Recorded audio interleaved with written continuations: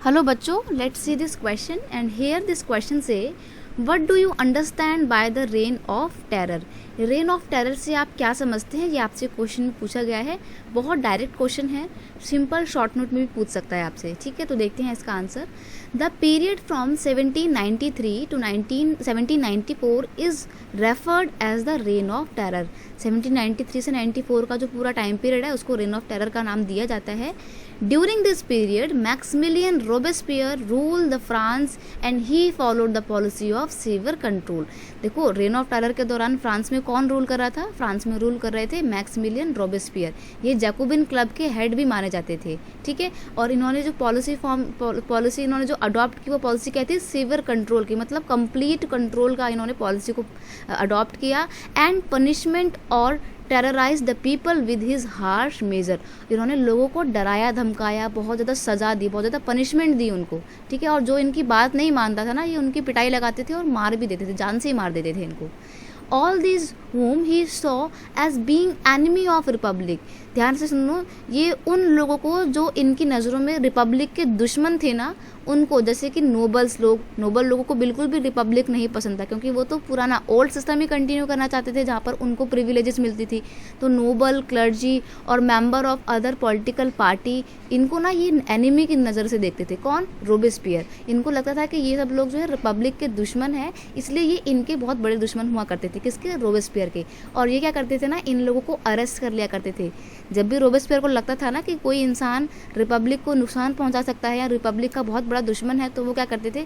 उस इंसान को अरेस्ट कर लेते थे, जेल में बंद कर लेते थे, उसके ऊपर मुकदमा चलाया जाता था बाकायदा कोर्ट में। ठीक है, और अगर वो गिल्टी पाया जाता था तो उसको गिलोटिन पर चढ़ा के जान से मार दिया जाता था। अब ये गिलोटिन क्या होती है? देखो, गिलोटिन क्या होता है? ये एक ऐसा, यहाँ पर ब्लेड लगा होता है, यहाँ पर सर रखने की जगह होती है।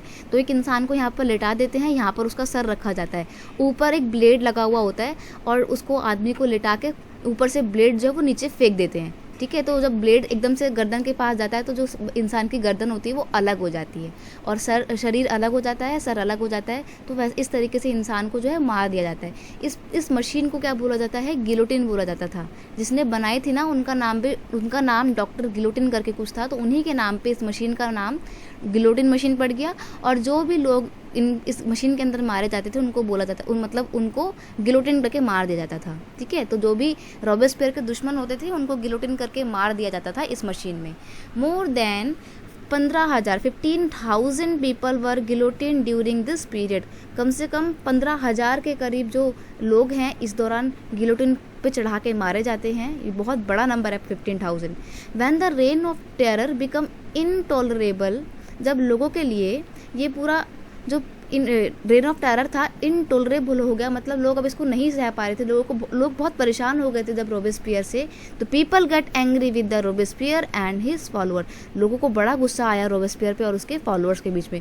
और फाइनली फिर लोग क्या करते हैं? And finally Robespierre was convicted and guillotine. अब उल्टा उसके ऊपर ही मुकदमा चलाया जाता है, और फाइनली जो रोबेस्पियर लोगों को गिलोटिन पे चढ़ा के मारा करता था उसको भी गिलोटिन पे चढ़ाकर ही मार दिया जाता है। कब मारते हैं? जुलाई 1794 में। एंड इसी के साथ उसकी डेथ के बाद रेन ऑफ टेरर भी ख़त्म हो जाता है, एंड हो जाता है।